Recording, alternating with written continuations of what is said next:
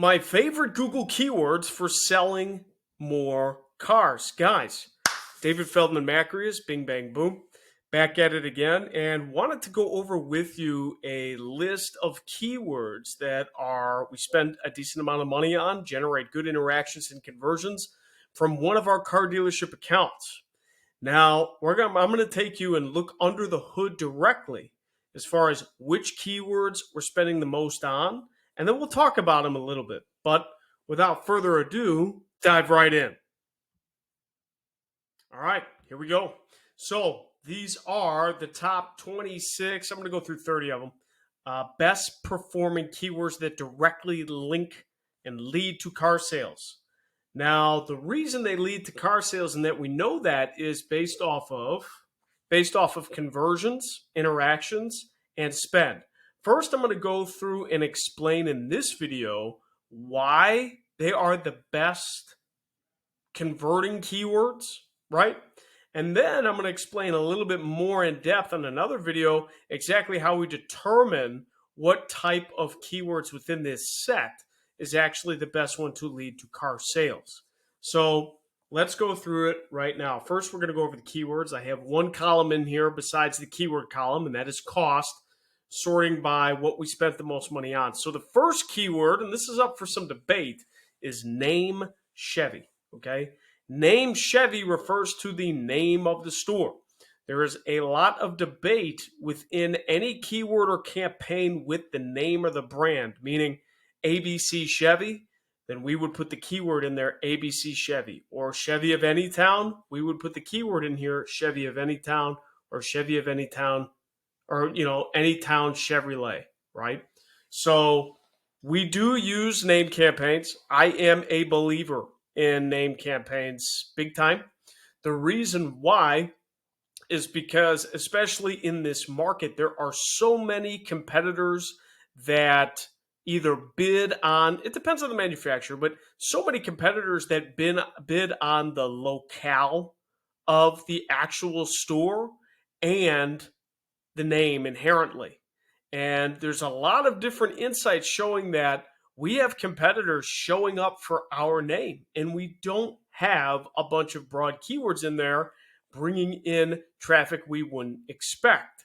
So in the Auction Insights report, which I can go to, let me show you an example. I'm going to go to it right now. This is the actual name campaign. You'll have to trust me on that.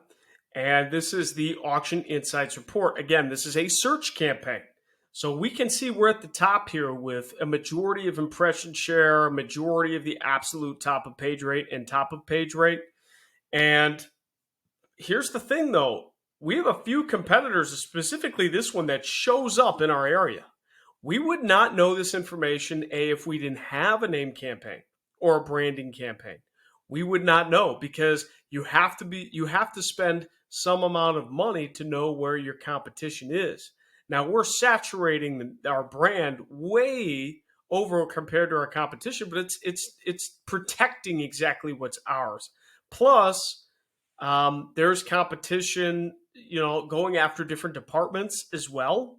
Now, a majority of these conversions and a majority of these phone calls attributed to the name campaign are for sales. You could figure 70, 80%, maybe even more than that, contributing to service, I should say, not sales. So you may go, well, do I really need to spend that? The cost per click is a lot lower because Google inherently knows you are the actual brand.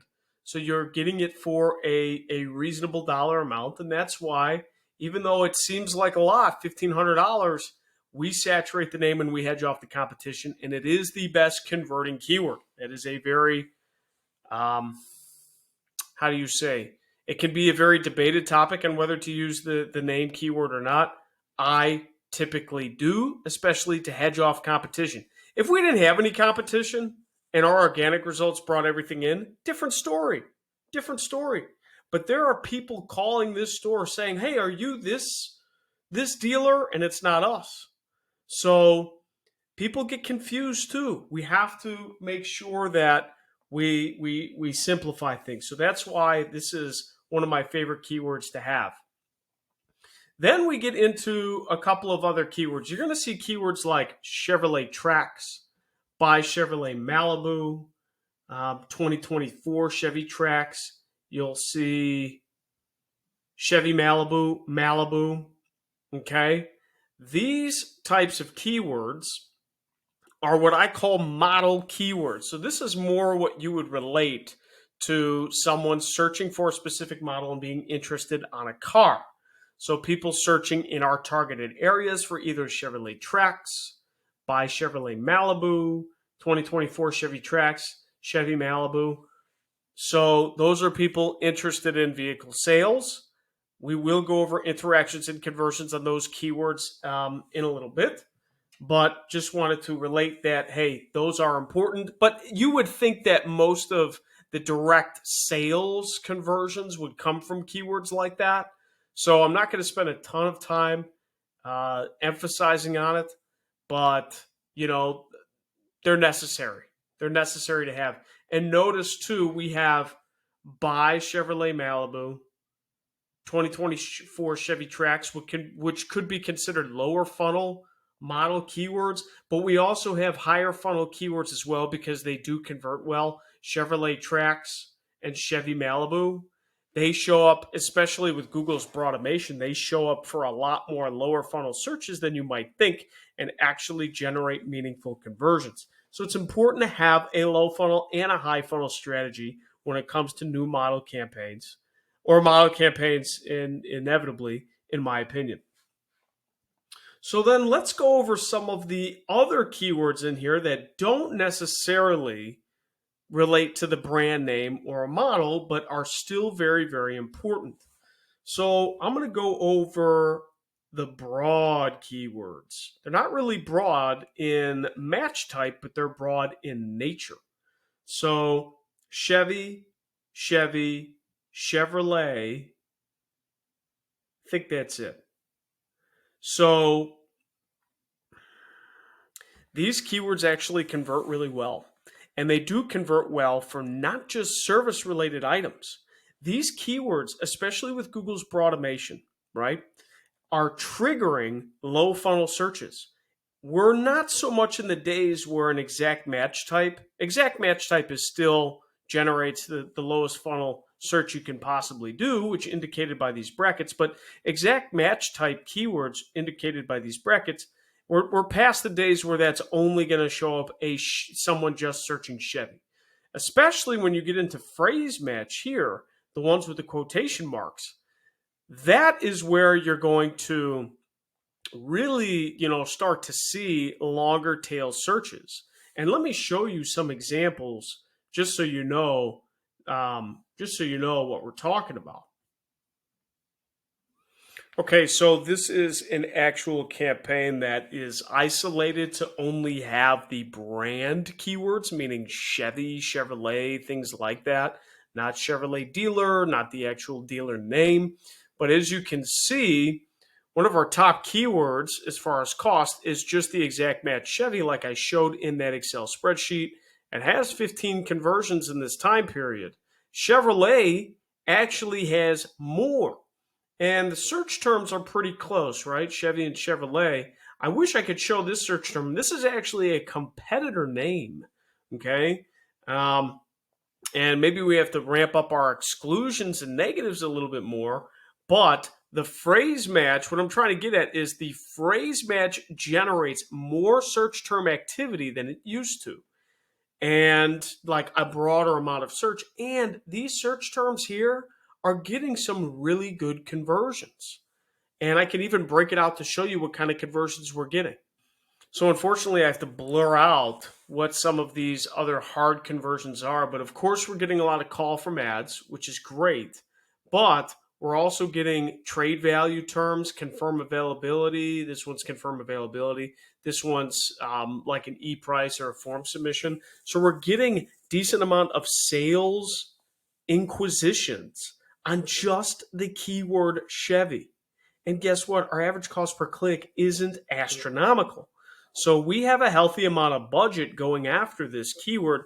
Of course, we're going to compete with the OEM tier 2. And we have to be very cognizant of how we do that. but it's a great keyword to go after. It's actually generating some sales activity. Some people do still just buy by brand.